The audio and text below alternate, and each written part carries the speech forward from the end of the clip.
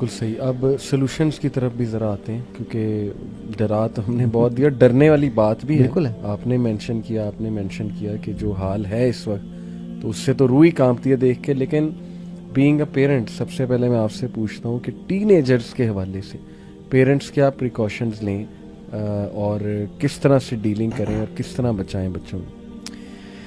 अली यार, ये बड़ा मुश्किल सवाल है, बिकॉज देखो मैंने भी जो चीज़ है ना वो एक्सपेरिमेंटेशन से सीखी है काफ़ी सारी। ठीक है, मेरे वालिद साहब अल्लाह उनका दर्जात बुलंद करें, वो इस तरह के वालिद थे कि जब वो घर में आते थे तो हम लोग जो है ना वो छुप जाया करते थे। अच्छा। हालांकि बहुत प्यार किया मुझे उन्होंने, उनके पास पैसे नहीं थे, मुझे याद है 2.5 लाख रुपया था उनके अकाउंट में सिर्फ, तो मैंने ज़िद की मुझे गाड़ी चाहिए।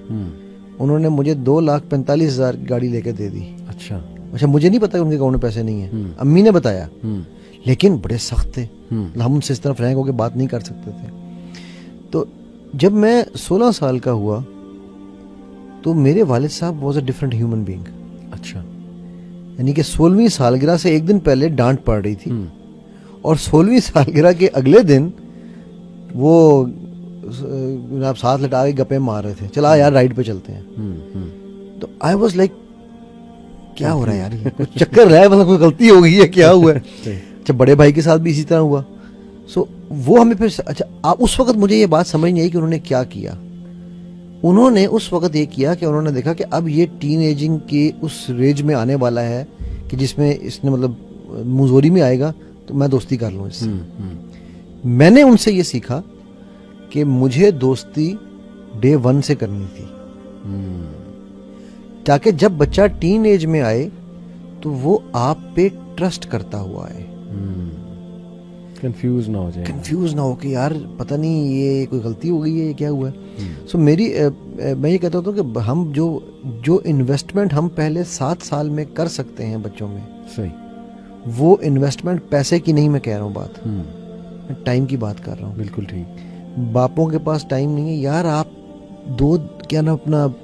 दो पेप्सी की बोतलों की जगह एक पी लेना यार। लेकिन वो जो आप एक बोतल के पैसे से निकाल के बच्चे के साथ टाइम गुजारोगे ना, वो उसकी कोई उसका नहीं बोतल है ही नहीं यार। अली मैं बताऊं, वालिद साहब दर्जात उनके बुलंद करें, वो फरमाया करते थे, कहते थे जी 2 बातें वो कहते थे, मैं वो जरूर यहाँ पर कहूँगा, सॉरी मैं टाइम थोड़ा सा ज़्यादा ले रहा हूँ। एक वो कहते थे कि अब्बा अब्बा कहने सा हमेशा सुखी रहने सा, अब्बा अब्बा कवान लगे सारे दुख पान लगे। ठीक है, जब हम अब्बा अब्बा कहते थे तो हमें बड़ा सुख था कि हमें तो हर चीज़ मिल जानी है ना अब्बा से। जब कहलवाने लगे तो फिर पता चला यार क्या होता है। दूसरा वो कहते थे कि बेटे तुम्हें मेरी बातें समझ नहीं आएंगी जब तक तुम बाप नहीं बनोगे और तुम उन सारी स्टेजेस से नहीं गुजरोगे जिनसे मैं गुजरा हूँ। Very true. आज मुझे उनकी एक बात जो वो करते थे वो समझ आती है। तो मैं ये कहता हूँ, पेरेंट्स जो एग्जिस्टिंग पेरेंट्स हैं एंड जो पेरेंट्स टू बी हैं, प्लीज सीखें, सीखने में कोई हर्ज नहीं है। मैंने रोड़े से किसी ने पूछा कि पत्थर से कि तू गोल कैसे हुआ, उसने कहा ठुड्डे खा खा के। बिल्कुल सही। तो आपने जरूर ठुड्डे खाने हैं। Learn from people who have gone through the cycle. बिल्कुल सही। और आजकल यूट्यूब पे इतना मवाद है पेरेंटिंग के ऊपर। हाँ, उसमें भी लेकिन आपने ये चूज जरूर करना है कि किस तरह की पेरेंटिंग। बिकॉज एक हमारे यहाँ ये कॉन्सेप्ट भी है कि जी इनको बिल्कुल फ्री हैंड दे दें, बिल्कुल फ्री हैंड। मेरे बच्चों को पूरा, मतलब बेटा मेरा कल रात गाड़ी लेके अपने मामू की तरफ गया हुआ था, उसने वहाँ से कोई सामान लाना था। अब रात 11 बजे थे तो अम्मी मेरी बड़ी बेचैन हो रही थी कि यार ये अली तुमने उसको कितना खुला छूट दे दी है। मैं कहा अम्मी मुझे 1-1 मिनट का पता है वो कहाँ है इस वक्त। सही। वो मुझसे तस्वीरें शेयर कर रहा है, वो मुझे पास उसकी वो शेख वाइल जो कहते थे ना कि वो ऐप हमारी उसके मोबाइल पे ऐप इंस्टॉल्ड है, मुझे पता है वो इस वक्त कहाँ है। ठीक है, तो आप परेशान ना हो। मैंने खुद उसको, इसे कहते हैं सुपरवाइज्ड छूट। बिल्कुल ठीक। कि मैंने उसको ये छूट दी है कि यार जाओ, ठीक है, कभी कभी ये रोज तो नहीं जाता, वो मेरे ख्याल महीने में पहली दफा गया है। तो अगर वो गया है अकेला गाड़ी ले गया, मैंने कभी लाइसेंस ले लिया ना उसने, तो कोई बात नहीं, गाड़ी भी चलाने दे, अकेले क्या हो जाएगा। बड़ा इंपॉर्टेंट पॉइंट इन्होंने बताया कि और इसमें भी मैं एक बात ऐड करना चाहूँगा। देखिए सच्ची बात ये है कि आजकल के पेरेंट्स के पास ना बहाना कोई नहीं होना चाहिए। यानी जिस तरह आप बता रहे हैं, इस तरह की ऐप्स हैं जिसके अंदर हम कंटेंट जो है फिल्टर करवा सकते हैं अपने बच्चों के लिए, या उनको सुपरवाइज कर सकते हैं। We can have a third eye on them every time, हर टाइम हम उनको मॉनिटर कर सकते हैं और उस पर ट्रस्ट बिल्ड भी कर सकते हैं। बात ये कि मेहनत करना चाहते हैं कि नहीं, सिर्फ इतनी सी बात है। मगर इसमें पड़ती है कुछ मेहनत। मुझे याद आया कि आज से तकरीबन 3 साल पहले मैं एक टीनेजर की काउंसलिंग कर रहा था। स्कूल में एक केस आया जी कि उसके पास सिगरेट निकला, और सिगरेट से भी ऊपर की चीज़ यानी वो जो आइस और वो बड़ा कुछ यंगस्टर्स अल्लाह माफ़ करे ड्रग्स में पड़ जाते। अब वो बहस कर रहा था इसमें क्या है, इसमें क्या, इट्स नथिंग, मतलब ठीक है आप लोग एग्जैजरेटेड बातें करते हैं, ये हो जाएगा वो हो जाएगा। मैंने सारी बातें सुनी। मैंने उससे एक ही सवाल पूछा, उसकी आंखों में देख के मैंने कहा सच बताना है मुझे कि इमेजिन करो कि तुम्हारा एक बेटा है, क्या तुम ये सेम चीज़ उसके लिए चाहोगे? मतलब मैंने कहा मुझे ट्रुथ बताना है तुमने। This is where he kept silent और लिटरली सेड नो। मैंने कहा क्यों, मुझसे तो बहस कर रहे हो चीज जी, क्या मसला है इसमें? तो मैंने कहा कल को तुम्हारा बेटा स्मोकिंग करता है तो क्या मसला है इसमें, वो आइस करता है उसमें क्या मसला है? वही आपके अबू वाली बात है कि बेटा जब बाप बनोगे ना फिर बाप का और माँ का दर्द तुम्हें महसूस होगा। But on the other hand मैं एक चीज ऐड करना चाहूंगा, just to add to your point, कि मदर्स पैनिक बहुत होती। मैंने देखा उनकी एक्सपेक्टेशंस, शायद कोई नेचर है ऐसी या जो भी है, मेरे पास ऐसी ऐसी भी बातें आती हैं कि इसमें ये मसला है, इसमें वो मसला है, ये ऐसे नहीं कर रहा वैसे नहीं कर रहा, लेकिन साथ में वो ये भी कहती 5 वक्त नमाज तो चले पढ़ता है।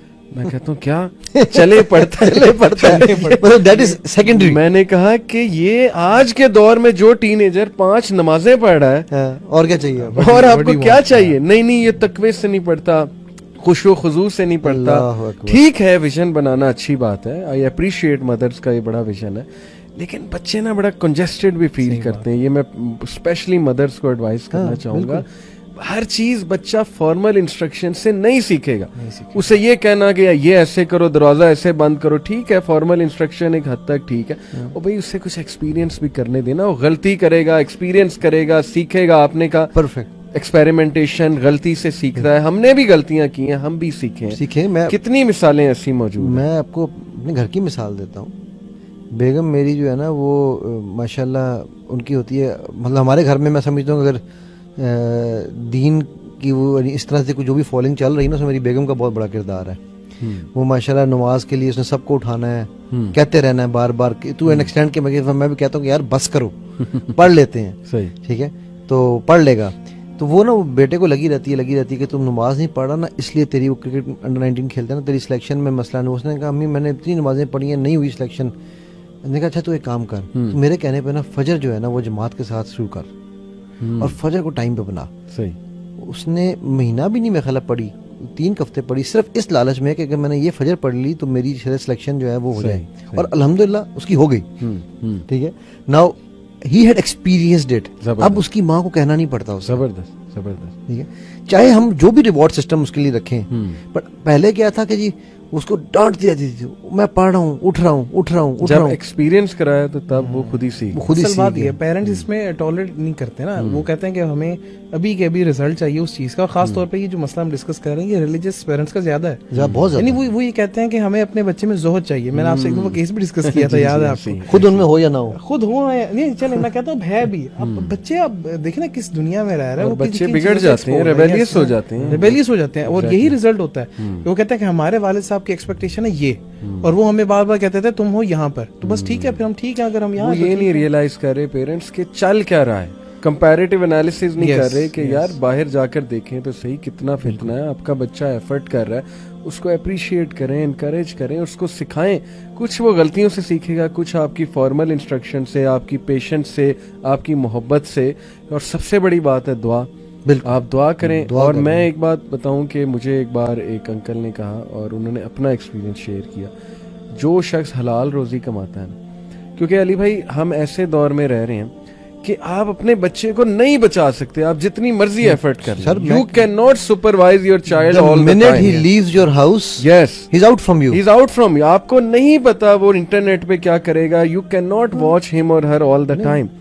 अल्लाह बचाता है, बिल्कुल अल्लाह को पता है ये एक एक मिनट कहाँ है, अल्लाह का साया उस पर होगा। इसलिए जो हलाल रोजी कमाते हैं ना, मैंने देखा है उनके बच्चे अल्लाह बचा लेता, ऐसे निकालता है अल्लाह सुब्हानहू व तआला उन्हें कि बाद में वो रियलाइज करते हैं बड़े होके कि यार अल्लाह ने हमें कहाँ कहाँ से निकाला। कहाँ तो इस पे भी तवज्जो पेरेंट्स को देनी चाहिए कि बजाय कि बहुत ज्यादा फॉर्मल इंस्ट्रक्शन, अपने अमाल को बेहतर करें, हलाल रोजी अल्लाह को प्लीज करें एंड अल्लाह पे छोड़ें। अल्लाह लुक आफ्टर माई चाइल्ड। बेशक। और इसमें आप जो आपने जी, ये सूरह कहफ में जो यानी बहुत एक वाकया है कि अल्लाह सुब्हाना ताला वो जो उनके बारे में आता है कि हजरत खिज़र उन्होंने क्या किया, उन्होंने उस दीवार को सीधा कर दिया, ठीक है, दीवार को बना यतीमों की जो दीवार, यतीमों की थी। और क्यों? वकाना अबूहुमा सालिहा।